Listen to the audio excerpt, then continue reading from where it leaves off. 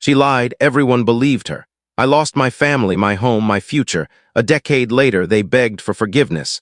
I didn't answer before we begin. Don't forget to like and subscribe. It really helps the channel. At 17, my adopted sister stood up in front of our entire family and claimed I got her pregnant. Within hours, my parents threw me out, my girlfriend dumped me, and I disappeared from that town forever. 10 years later, the truth finally surfaced, and they all showed up sobbing on my doorstep.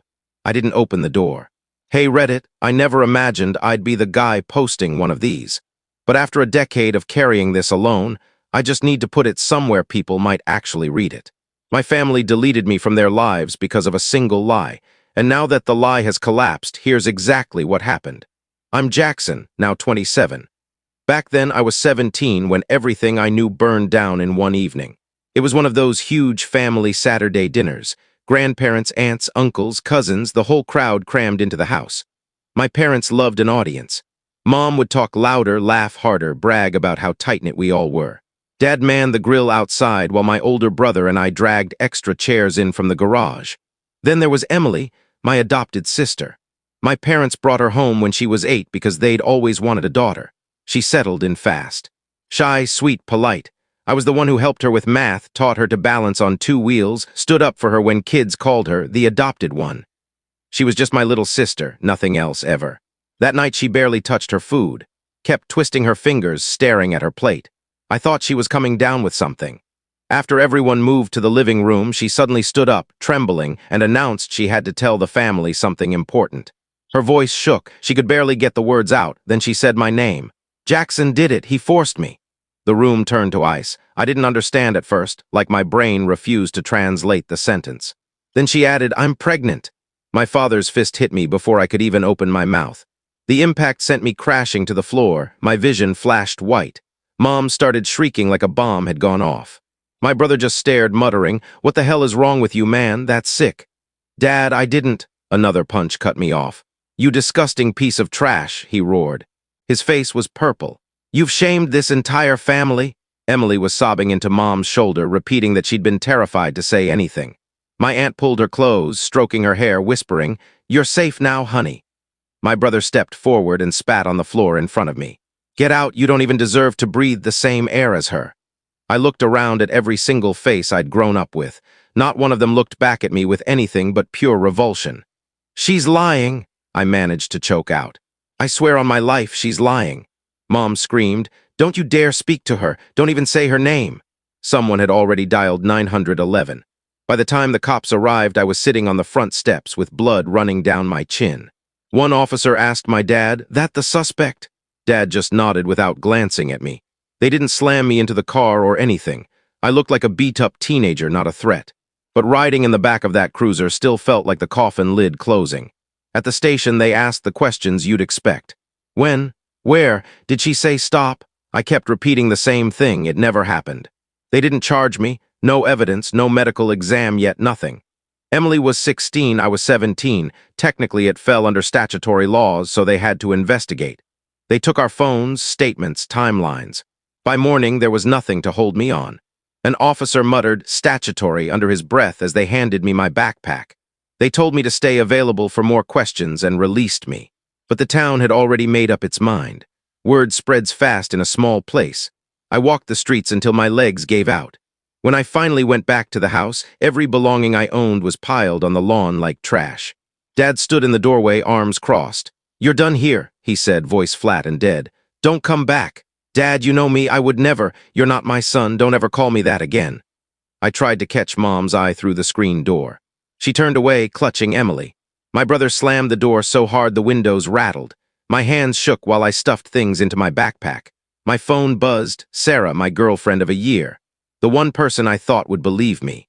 She was crying so hard I could barely understand her. Jack, I believe you, I swear I do, but my parents, they saw the posts. They won't let me near you.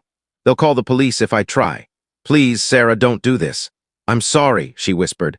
I can't lose my family. Click. I sat in my car behind a gas station 2 towns away until dawn, watching rain slide down the windshield. In less than a day, I'd gone from a regular kid with a future to public enemy #1. When the sun came up, I looked in the mirror, swollen face, bloody shirt, and realized nobody was coming to help me. My family hadn't just kicked me out. They'd erased me. I drove with no destination until the tank was almost empty. A faded sign said, "Welcome to Ridgefield." I didn't care. I parked behind a strip of half-dead stores, stomach cramping from hunger. Across the street, a diner had a handwritten, "Help Wanted" sign. I stood outside for 10 minutes working up the nerve, then pushed the door open. A big guy with a gray beard and tired eyes looked up from the counter. "You need something?" Saw the sign, "I'll wash dishes, sweep anything." He studied my wrecked clothes and bruised face. "Ever worked a kitchen?" "No, sir," he sighed. "I'm Mike, sinks are in the back, start now, food after shift." No questions, no ID, nothing, just work. The kitchen was loud and steamy. I scrubbed until my fingers bled. The first plate Mike handed me was someone else's half-eaten meal. I ate it like an animal. When we locked up, I tried to leave. Mike said, "There's a room upstairs, ugly, but it's got a door that locks. Work it off." That tiny room with the sagging mattress and flickering light was the first safe place I'd had in weeks. I slept almost 16 hours. Mike didn't talk much, but every good work he grunted felt like gold. 2 weeks in, a trucker mentioned seeing my face on a missing person poster a few towns over. My stomach dropped. "It's not what they're saying," I blurted. "My adopted sister, she lied, I never touched her." Mike just raised a hand. "Kid, I don't care what newspapers print. You show up, you work hard, you eat. That's all that matters to me." For the first time since that night, someone looked at me like a human being. I kept my head down, saved every dollar. Mike started showing me how to fix things. Leaky pipes, thermostat wiring, basic HVAC stuff. "Learn something that can't be taken away," he said. One day he slid a community college flyer across the counter, night classes for HVAC certification. "You're good with your hands, I'll cover tuition till you're square." Nobody had ever invested in me like that. Not my own parents. The schedule was brutal, 10-hour shifts, then the bus to class, falling asleep over textbooks. But every time I got a dead unit running again, something inside me healed a little. Mike hung my GED on the diner wall like it was his own kid's. When I finished the program and got my certification, he slapped my back so hard I stumbled. Not bad for a kid the world threw away. I bought a beat-up truck and second-hand tools, left the diner, and started working full-time for a local HVAC company. Life became simple. Work, eat, sleep, repeat. Sometimes at night, the emptiness still hit hard. One evening, I made the mistake of logging into an old social account. There they were, my family at a little girl's 10th birthday party. Emily glowing, mom beaming, dad's arm around them, my brother grinning in the background. Caption, "Happy birthday to our miracle granddaughter. Family is everything." I stared until I couldn't breathe. They hadn't fallen apart without me. They'd just moved on. That night I sat in my truck and decided the old Jackson was dead. I deleted every account, every trace of the old name. Next morning I filed for a legal name change. Jackson Reed, my grandmother's maiden name, the only relative who'd ever truly loved me without conditions. When the new driver's license arrived, I looked at the photo for a long time. The eyes staring back weren't a scared boy anymore. They were mine, stronger, harder, not a boy anymore. That was the moment I quit running from their betrayal and started constructing a life they could never touch again.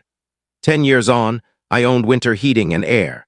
2 vans, 3 solid guys on payroll, and a growing list of customers who called me first because I showed up on time and fixed things right the first visit. Nothing flashy, just honest work that paid the bills and kept the lights on. Life had finally stopped swinging at me. Then early one summer, the past came roaring back. I was on my knees behind a bakery, wrestling with a 20-year-old condenser unit, sweat soaking my shirt, when my phone started blowing up. Same area code as the town I'd buried. Unknown number. I let it ring out twice. Third time it wouldn't quit. I wiped my hands on a rag and answered. "Winter heating." Dead air. Then a voice I hadn't heard in 11 years. "Jackson." Everything went quiet except the compressor humming beside me. "Who is this?" "It's Emma." I had to lean against the van to stay upright. "Emma, how did you?" "I know I'm the last person you want to hear from," she rushed, "but you need to hear this from someone who never stopped believing you." My throat locked. She kept going. "Anne's in jail." I blinked at the brick wall. "Jail for what?" "For doing it again, same lie, different guy. Only this time the guy lawyered up fast. During the investigation, she broke. She admitted she lied about you too, all of it. The pregnancy was some dealer named Vernon who vanished the second she told him. She panicked, pointed at you because she knew the family would eat it up." The words landed heavy, but they didn't feel like freedom. They felt like dust settling on something long dead. Emma's voice cracked. "They cleared your name, Jackson, official letter, everything." I stared at the ground, unable to answer. I'm sorry it took 10 years, she whispered. Thanks for telling me, I managed. She hesitated. I'm married now, 2 kids, but I never forgot what they did to you. You were the only one who didn't turn your back, I said. Don't carry guilt for that. We spoke for another awkward minute, then said goodbye like 2 strangers who once knew everything about each other. I sat in the van for nearly an hour after she hung up, hands on the wheel, staring at nothing. Cleared 10 years too late. By the next morning, the calls started pouring in. Blocked numbers, old family friends, even my work email. Subject lines like, please pick up and we need to talk. I answered one out of sheer morbid curiosity. Jackson, my mother's voice, thin and trembling, please don't hang up, and told the police everything. We didn't know, I ended the call, didn't know, they never wanted to know. A local reporter left 3 voicemails asking for a victim statement. I deleted everyone. My brother sent a long email about being young and stupid and starting fresh. Dad left a voicemail that ended with, we just want our son back. I didn't reply to any of them. Instead, I sat down and wrote letters, real ones, raw ones. I described the nights I slept in my car with the windows cracked because it was safer than a shelter. The upstairs room that smelled like mold and fryer grease. The stranger who fed me when my own blood wouldn't. How I burned every photo with their last name on it.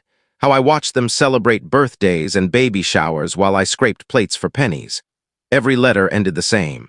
You didn't believe me when I was telling the truth. Now live with the version you chose. I never sent them. I put them in a shoebox and slid it to the back of a drawer. A week later, my mother showed up at the shop unannounced. She stood in the doorway holding a foil-covered casserole dish, looking 20 years older than I remembered. I made chicken and rice, she said, voice small. Your favorite. The smell punched me in the gut. Last time I ate that dish was the night before she helped throw me out. I stood up slowly. Why are you here? Tears spilled instantly. I just wanted to see you, to say we were wrong and lied. We know that now. 10 years, I said. 10 years too late. I didn't know what to believe. You didn't ask, I cut in. You didn't let me speak. You chose her tears over my life. She took a shaky step forward. Please, Jack, that's not my name here. She flinched like I'd slapped her. I pointed at the door. Leave the food if you want. I'll toss it when you're gone. She set the dish on the counter, walked out crying, and I felt exactly nothing. 2 days later, my father pulled up in his truck like he was picking me up for a fishing trip. He leaned against the hood, arms crossed, trying for a proud dad smile. Look at you, son. Built all this yourself. I'm proud. I kept working on the work order in my hand. State your business, he shifted. Your mom's not doing good, cries all day. Thought maybe we could sit down, talk it out like men. Talk it out, I almost laughed. You beat me unconscious and threw me to the street. That's not a misunderstanding, that's a choice. I was protecting. You were performing, I said. Big angry dad in front of the whole family. You never once asked me what happened. He jaw tightened. You don't have to keep hating us, son. I'm not hating, I said, pulling out my phone. I'm protecting the life I built without you. I called the shopping center security office. Got a trespasser out front, red jacket, gray truck. His face went slack. You're calling security on your own father? You stopped being my father the night you chose a lie over your kid. He cursed the whole way back to his truck and peeled out. Word trickled in after that. Dad lost his job after screaming at a supervisor. Mom barely left the house. My brother's wife packed up the kids and moved back with her parents when the full story came out. The perfect family portrait cracked wide open. People call it karma. I call it consequences finally catching the right address. One afternoon, one of my texts brought in a cardboard box left by the door. Inside were 47 handwritten letters addressed to Jackson Smith. Mom's dramatic cursive on every envelope. I carried the box to the back storage room, set it on the highest shelf, and never opened a single one. That night I looked up at the box and realized something. They didn't want forgiveness for my sake. They wanted it so they could sleep again. I wasn't giving them that. I thought that was the final page. It wasn't. 3 months later, a plain white envelope showed up in my mailbox. No return address. Inside, a single sheet from the state prison. Inmate Ann Williams requests a contact visit. I threw it away, fished it out, threw it away again. But the idea gnawed at me for days. So I went. 2-hour drive to a low gray building surrounded by cornfields. I signed in, emptied my pockets, walked through the metal detector, and sat at a scratched metal table in a room that smelled like bleach and burnt coffee. Then she walked in. Anne looked like a stranger. Thin, pale, hair scraped back, orange jumpsuit hanging off her shoulders. The girl who once stood in our living room clutching her belly and calling me a rapist was gone. She sat down, eyes on the table. "Thank you for coming." I said nothing. "You look good," she tried. "You look like someone who finally ran out of lies." Tears welled instantly. "I deserve that." "You deserve worse." She nodded, swallowing hard. "I'm sorry, Jackson, for all of it, for lying. For what it did to you." "Why me?" I asked, voice steady. "Why pick me to destroy?" She twisted her fingers until the knuckles went white. "Because you were safe, you never fought back, you were the quiet one. I knew they'd believe me without question." I leaned in slightly. "You panicked, so you burned my life down for sympathy?" "I didn't think it would go that far," she whispered. "I thought you'd just deny it and it would blow over." "It didn't blow over. I lived in a car. I ate leftovers from strangers' plates while you got baby showers." She pressed her sleeves to her eyes. "Vernon was the real father. One night, one mistake. When I told him, he laughed and disappeared. I was 16 and terrified. You were the easiest target." I stared at her until she looked up. "You stole my family, my name, my future. You made me a monster in every story they told." "I know," she choked. "I see your face every night when I try to sleep."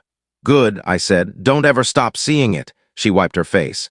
"There's one more thing." I waited. "My daughter, they never told her the truth. Mom said it would confuse her. She still thinks you're her father." The air left my lungs. "Even after you confessed," she nodded weakly. "They decided protecting the family story was more important than the truth."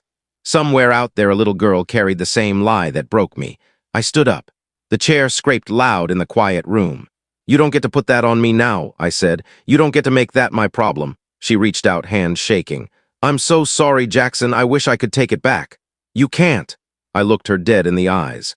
"I hope the rest of your life tastes like the lie you told." Then I walked out. I sat in the parking lot for a long time, hands on the wheels, staring at nothing. I thought facing her would feel like winning. It didn't. It just felt finished. A year later, life finally looked like something I chose. Sold the small starter house, bought a real one on the edge of town, 3 bedrooms, big fenced yard, paid for with my own money. Then came Rachel. Graphic designer, calm voice, zero drama. She updated my company logo and somehow stayed for dinner. A year later, she moved in with her cat. I brought home a rescue mutt named Edgar. For the first time, a house felt like a home. Then one morning, another plain envelope showed up. Inside was a short note in neat handwriting I didn't recognize. "Mr. Winter, my name is David Kenderson, the second man Ann Williams falsely accused. I'm filing a civil suit for defamation and emotional distress. Your testimony could help both of us get real justice. If you're willing, please call." I read it twice. "Thank you for being part of our community. Your likes, comments, and shares help us bring more unbelievable Reddit family stories every day. Please don't forget to subscribe and hit the bell so you never miss a shocking story."